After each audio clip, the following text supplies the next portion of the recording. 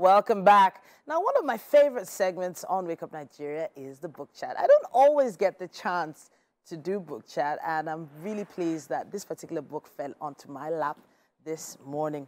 Stay close for this one. The name of the book in question is Miss Aesthetic. Miss Aesthetic.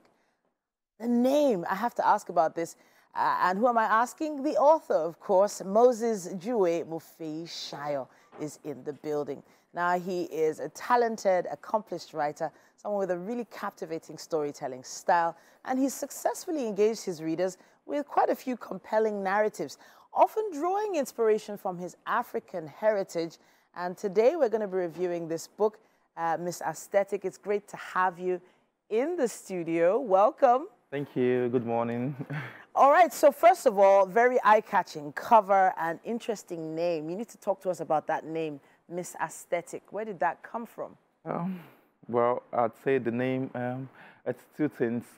First, the name has to talk about beauty. Okay. For a lady to express how beauty is. So it came from the book I read.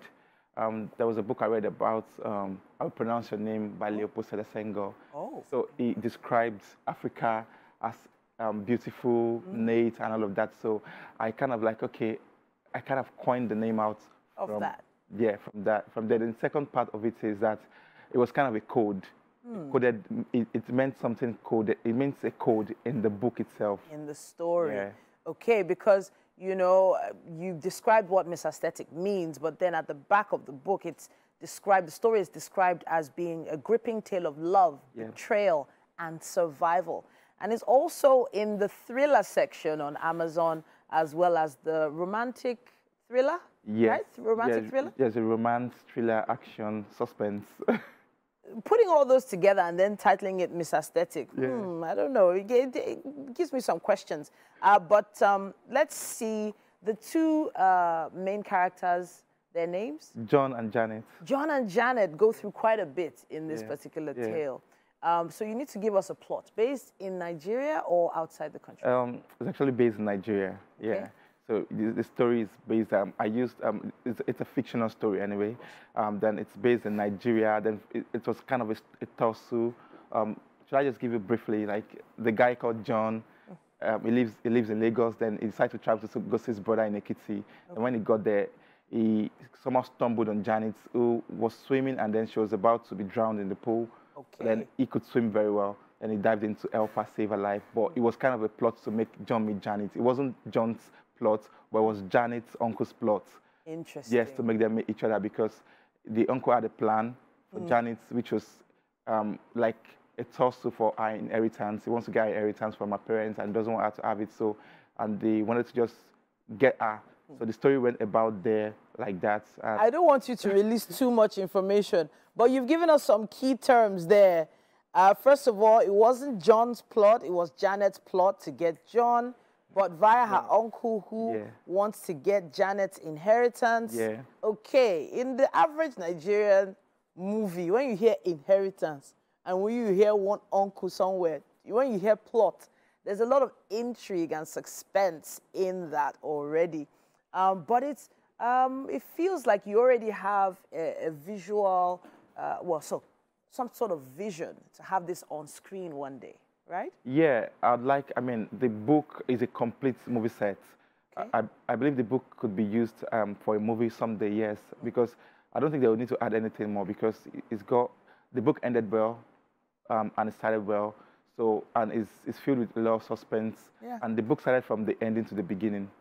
So there's a paragraph I have here, and I'm going to read it so that people understand the suspense we're talking about here. This is from page 78. It says, I nervously approached her as I stood directly in front of her, my heart pounding in my chest. I took a deep breath and looked into her beautiful eyes, my own filled with emotion. I took her hands in mine and spoke softly, my voice trembling with anticipation. This was my chance to make my case. I wasn't about to bungle it. Yeah. So I have no idea where the story is going from there, but that quote. Talk to us about what's happening. Yeah, so because after when John had saved Janet, Janet came to meet John and E3, and then when he met John, John was astounded. He was like, "Who is this beautiful lady?" So he couldn't find a word to describe her beauty, and he could only think about Mrs. Dettick, that this is the word that could pronounce her beauty. Then at that point was when they went to the beach together, and then it was like, "No, I'm gonna make my case now," because at first when he saw, it was just like she came to say thank you to him. You know what? You're releasing too much information about this story. We want people to actually read the book. You're letting too much out. I know people at home are like, Titi, allow him talk now. Allow him talk. But I want to learn a bit more about you as the author as well, because you studied accounting and finance in the UK. And then you're writing books, stories like this. It doesn't feel like, you know, they're in the same line. Talk to us about that. Well, yes, that's true. But, I mean, there are hobbies and there are professions. Okay. So in terms of my studies of accounting and finance, I'm a child accountant, yes. Okay. And that's my profession. Okay. And then, but my hobby is writing. I really love to write because it's a penchant. It's a thing I love to do a lot. And then I also got it from my family. My dad is a writer, he's a journalist, currently a regional editor, you know, so, and then I think my family, we kind of write. So, and we produce something, and so I think I got that skill down from my parents. Honestly, I actually find this story is really intriguing, and it is a blend of different elements: love, romance, thriller, and suspense. Yeah. And amidst danger and uncertainty, their love becomes a beacon of hope. When people write like this, you wonder, wait, did this person grow up in Nigeria? You know, that's one question. But then, it's not as if this is the only type of story you've been writing. Yeah. You've also written other things, right? Yeah. I've written books on, because I speak German language also. Okay. So I've written books on German books for kids to learn how to speak German. Okay. Then I've written a funny book, you won't believe, Things to Do While You Poo. Wow, okay. Things to do while you poop. Yeah. Okay, you know what? So you are an all-rounder. Yeah. But you decided to come out with a prose, a fictional prose. Yeah. This just came out recently, this year? Yeah. First attempt on this? Yeah, I'll say this is my first attempt here, but I have other books written, but not yet completely out. I have one more coming out next year. All right. Yeah, it's called...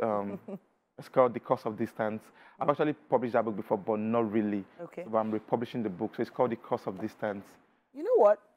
I know that we're definitely going to be looking out for you, especially when you put out stories like this. Miss Aesthetic looks like a really powerful story. I'm definitely not going to be dropping this one anytime soon. But let me look at the acknowledgement here. You say... so you give acknowledgement to your friends who supported you and your mother. Yeah. You want to let us in onto how they supported you? Yeah. So I acknowledge Busola. Yeah, she actually helped in editing the book. Okay. She took time out. She looked at the storyline. She helped look at how to coin it better, and then she gave me that support. Then my mom helped me with her prayers, as well as my wife. Okay. She also supported me while I was supposed to be helping out with the kids. I'll be there writing, and then she'll be like, don't worry, when you're done writing, then I'll probably be fine then.